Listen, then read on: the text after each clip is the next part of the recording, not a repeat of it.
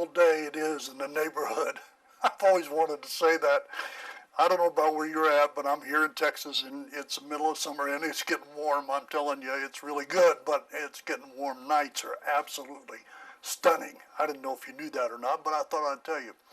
One of the things that, as I've said many times, one of the things that I love sharing with people is, again, the practicality of your walk in God. I have been asked this question many times by many people that I relate to. How do you know somebody can speak into your life? Well, there's a couple things that we need to have. Number one, we need to have somebody that loves us. No one can ever speak into your life, or let me say it this way. Nobody should ever speak into your life that does not love you. If they don't love you, and what I mean by love you is they're willing to love you even when you do things that are not right. You know, if we're supposed to carry the Father's heart, and I believe we are, that's part of what I do, is talk about the Father's heart. Matter of fact, let me tell you, I just got done putting the Spiritual Mentor book down on videotape, and so that'll be coming out here not too long from now, but in a month or 2 months or so, something like that, we'll have that available. But one of the things that I want to do today is talk about the Father's love and how we carry that towards someone else. I think many times about what it says in Matthew. Matter of fact, it's Matthew chapter 7 and verse 7.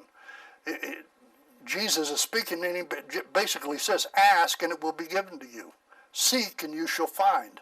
Knock and it shall be opened to you. There's a lot of places in Scripture that talk about God providing, God doing this for you, God doing that. I think on the last teaching I did, or tape I did, I talked a little bit about suffering, and that suffering is not necessarily experiencing pain.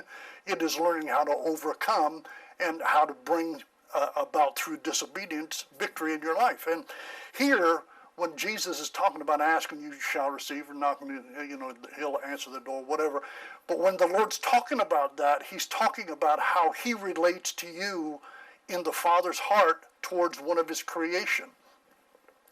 You and I have to get in our heart that what our life is all about is being able to reveal to a lost and dying world the love of the Father. Remember, God created Adam so that when he created him, he would raise him up as a son who would reveal to all creation the love of the Father. That's what he was doing in the cool of the afternoon. I've shared that with you before. But it's important for us to recognize that when we ask God, when we talk to God, when we are seeking the face of God, that we have to have a relationship with him in this, and that is that we allow him to love us at his expense. Now, I know, a lot of times we think about money. It isn't about money. Do you realize that it cost God to love us? God so loved that he gave.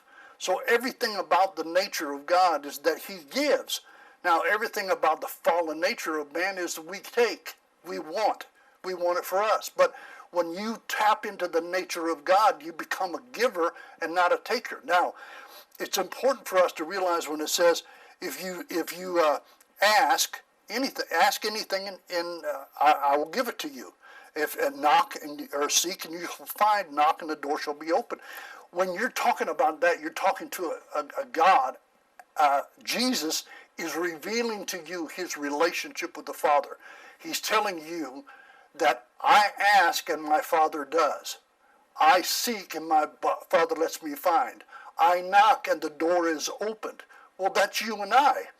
As we ask the Father in the name of the Son, it shall be given to us.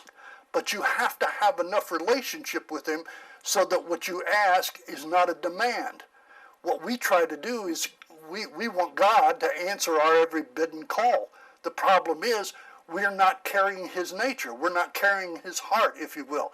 We're not walking where he wants us to walk. We're walking where we want to walk, and we want him to bless us. Now, listen, I want everybody to understand God is all about blessing his people. He loves us, so he wants to bless us. But realize in blessing us, he blesses what is in him, what is in us that is of him. Does that make sense?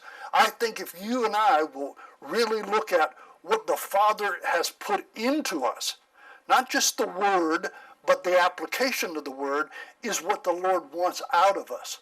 And He will bless you because of it. In other words, if you learn how to love, you can be loved. If you don't love somebody else, guess what? They can't love you. It's been hard for me to learn in my life that God was a God of love, because I never had a father that could teach me that. Not even a mom. Bless her heart, she did great, but she didn't know. Now, I think we need to think about that today. Just take that in a thought, put it in your heart, and let it roll around a little bit and see what God does. Okay? Great to see you guys, or great to have you with us. God bless you. We'll see you next time. Bye-bye.